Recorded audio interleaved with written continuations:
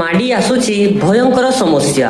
ଉତ୍ପାଦନ କମୁଛି, ଦରଦାମ ବଢ଼ୁଛି, ପ୍ଲାଷ୍ଟିକଠୁ ଫାର୍ମା ସବୁ ଠପ୍ ହୋଇଯାଇଛି। ହଁ ଆଜ୍ଞା, ନମସ୍କାର। ମୁଁ ବିଜୟ ଆପଣମାନଙ୍କୁ ସ୍ୱାଗତ କରୁଛି ଆମର ଏଇ ଭାରତ ଖବର ଚ୍ୟାନେଲରେ। ଯେଉଁମାନେ ଆମ ଚ୍ୟାନେଲକୁ ପ୍ରଥମ ଥର ପାଇଁ ଆସିଛନ୍ତି ସେମାନେ ସବସ୍କ୍ରାଇବ୍ କରନ୍ତୁ ଓ ଆସୁଥିବା ବେଲ୍ ଆଇକନକୁ ପ୍ରେସ୍ କରନ୍ତୁ, ଯାହାଦ୍ୱାରା ଆମର ପ୍ରତ୍ୟେକ ନୂତନ ଭିଡ଼ିଓ ନୋଟିଫିକେସନ୍ ଆପଣମାନେ ସର୍ବପ୍ରଥମେ ପାଇପାରିବେ। ହଁ ଆଜ୍ଞା, ମାଡ଼ି ଆସୁଛି ଭୟଙ୍କର ସମସ୍ୟା।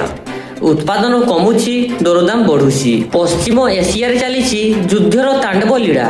ମଧ୍ୟପ୍ରାଚ୍ୟରୁ ପ୍ରଭାବିତ ହୋଇଛି ବିଭିନ୍ନ ସାମଗ୍ରୀ ଆମଦାନୀ।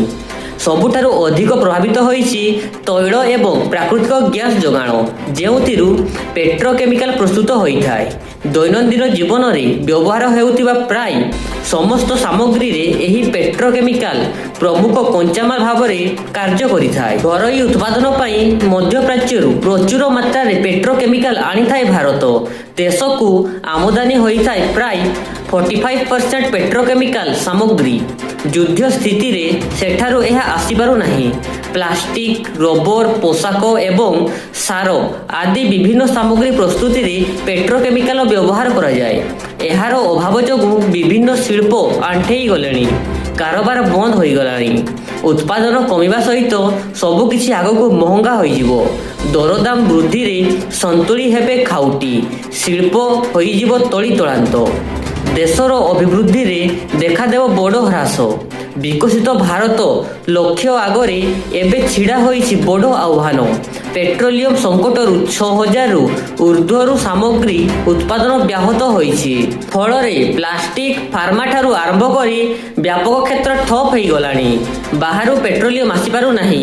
ଫଳରେ ପ୍ରମୁଖ ପେଟ୍ରୋକେମିକାଲ ଉତ୍ପାଦନକାରୀମାନେ ବର୍ତ୍ତମାନ ପାଇଁ କାରବାରକୁ ବନ୍ଦ କରିଦେଇଛନ୍ତି।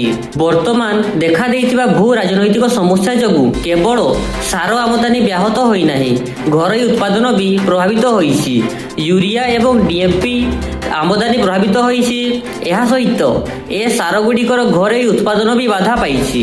ଅଶୋଧିତ ତୈଳ ଅଭାବ ଏବେ ସବୁ ଅଭାବର କାରଣ ପାଲଟିଛି। ସବୁ ସମସ୍ୟାରେ ମୂଳ ବିଶ୍ୱ ତୈଳ ସଙ୍କଟ। ମଧ୍ୟପ୍ରାଚ୍ୟରେ ଯୁଦ୍ଧ ଯୋଗୁଁ ହର୍ମୁଜ ଜଳପଥ ଦେଇ ତୈଳ ଏବଂ ଗ୍ୟାସ୍ ଯୋଗାଣ ବ୍ୟାହତ ହୋଇଛି। ଏହା ସହିତ ବିଶ୍ୱର ପାଖାପାଖି 1/5 ଯୋଗାଣ ହ୍ରାସ ପାଇଛି। ଏହା ସମସ୍ୟା କେବଳ ଇନ୍ଧନ ଦରକୁ ବଢ଼ାଉ ନାହିଁ, ଏହା ସହିତ ପେଟ୍ରୋକେମିକାଲ୍ସ ଯୋଗାଣକୁ କମାଇ ଦେଇଛି, ଯାହାକି ଜୋତା, ପୋଷାକ ଏବଂ ପ୍ଲାଷ୍ଟିକ ବ୍ୟାଗ୍ ସମେତ ଅଧିକାଂଶ ସାମଗ୍ରୀ ପ୍ରସ୍ତୁତିରେ ଏକ ପ୍ରମୁଖ କଞ୍ଚାମାଲ ଅଟେ। ପେଟ୍ରୋକେମିକାଲ ଅଭାବରୁ ସୃଷ୍ଟି ହୋଇଥିବା ସମସ୍ୟାର ପ୍ରଭାବ ପ୍ରତି କୋଣକୁ ବ୍ୟାପିଗଲାଣି। ପ୍ଲାଷ୍ଟିକ, ରବର ଏବଂ ପଲିଷ୍ଟର ଆଦି ଉତ୍ପାଦନ ମହଙ୍ଗା ହୋଇଯାଇଛି। ଏହା ସହିତ ଏସିଆରେ ଏହାର ଅଧିକ ପ୍ରଭାବ ଦେଖିବାକୁ ମିଳିଛି, କାରଣ ବିଶ୍ୱର ଅଧା ଉତ୍ପାଦନ ଏଠାରେ ହୋଇଥାଏ।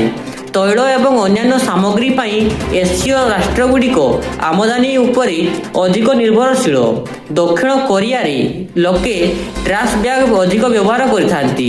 ଏବେ ସେଠାକାର ସରକାର ଡିସ୍ପୋଜେବଲ ବା ନଷ୍ଟ ହୋଇପାରୁଥିବା ସାମଗ୍ରୀ ବ୍ୟବହାରକୁ କମ୍ କରିବା ପାଇଁ ଆହ୍ୱାନ ଦେଉଛନ୍ତି। ପ୍ଲାଷ୍ଟିକ ଅଭାବ ସମସ୍ୟାର ସାମ୍ନା କରୁଥିବା ନିର୍ମାତାଙ୍କ ପାଇଁ ତାଇୱାନ ଏକ ହଟଲାଇନ୍ ଆରମ୍ଭ କରିଛି।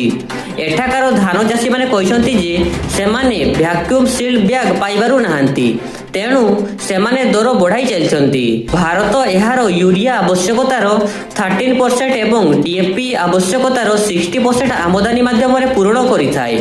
ୟୁରିଆ ଉତ୍ପାଦନ ପାଇଁ ଏଲ୍ଏନ୍ଜି ଏକ ପ୍ରମୁଖ ଉପାଦାନ। ଏହା ଶକ୍ତି ଉତ୍ସ ଏବଂ ଉତ୍ପାଦନ ୟୁନିଟ୍ସ ଭାବେ କାର୍ଯ୍ୟ କରିଥାଏ।